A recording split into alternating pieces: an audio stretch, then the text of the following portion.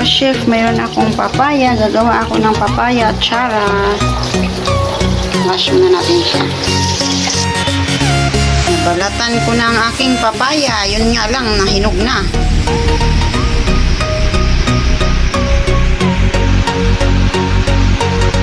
Pulang-pula na. Ang sarap na kainin. Ito yung dalawang papaya ko na aking nakayod na.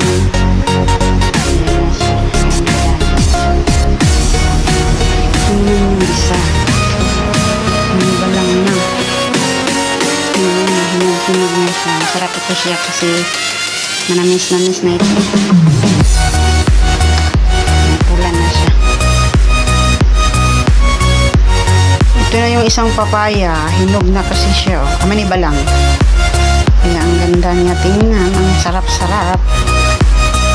Manamis-namis ito. Gagawin ko to siyang atsara. Ito naman yung dalawa. Hilaw talaga siya. Kaya puting-puti yung kanyang laman.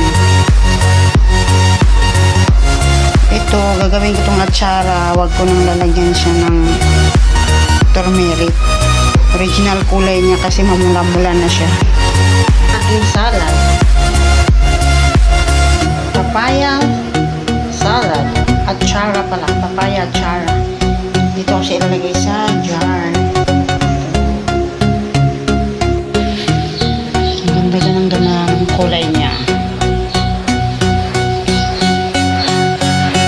Nalagay ko na siya dito sa hydrocorn.